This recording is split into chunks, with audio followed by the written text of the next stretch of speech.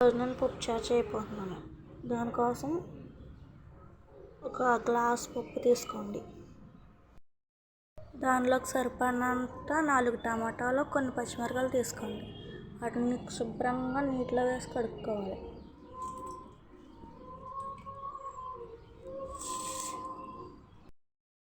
ఇప్పుడు వీటిని కోసుకున్నాం కదా, 5-6 విజిల్స్ వచ్చే వరకు ఉడకబెడతాం. అదిగోండి, పప్పు పెట్టేశాను. ఇప్పుడు గిన్నెలో నీళ్ళు తీసుకొని చింతపండు నానబెట్టుకున్నాం. విజిల్స్ వచ్చేలోపు చింతపండు నానిపోతుంది.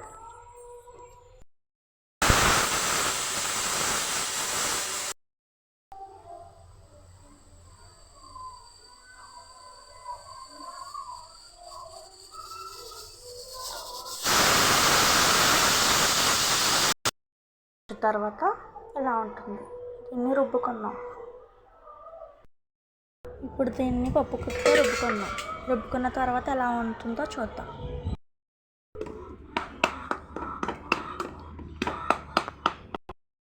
చూసారు కదండి, రుబ్బుకున్నాక ఎలా అవుతుంది. ఇప్పుడు మనం పక్క తీసుకున్న వాటర్ని దీంట్లో పోసేద్దాం. దీని తర్వాత దీంట్లో చింతపండు రసం పోదాం. చింతపండు రసం వేరే గిన్నెలో పోసానండి. ఇప్పుడు దీంట్లో పోసేద్దాం. దీన్ని ఇప్పుడు మరగడానికి పెడదాం.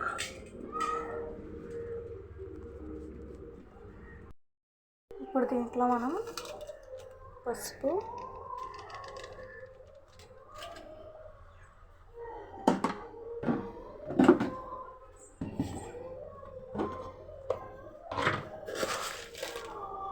ఉప్పు,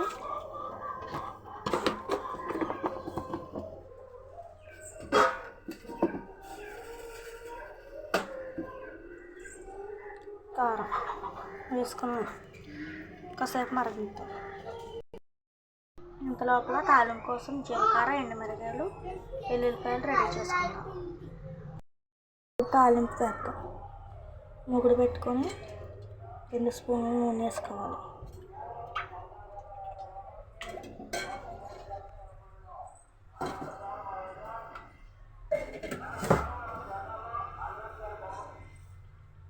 తాగిన తర్వాత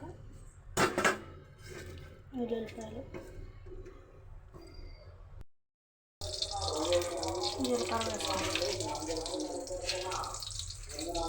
తర్వాత ఎండుమిరపకాయలు అయిపోతున్నాయి కదండి. ఇప్పుడు పప్పుచారుని దీంట్లో వేసుకోవాలి. ఇప్పుడు గట్టి పప్పుచారు తీసుకొని దీంట్లో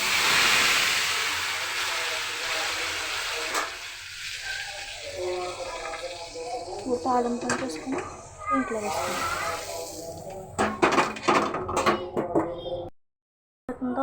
రోజు కరివేపాకు అయిపోయిందండి, అందుకే వేయలేదు. అంతే, గుమగుమలాడే పప్పుచారు రెడీ.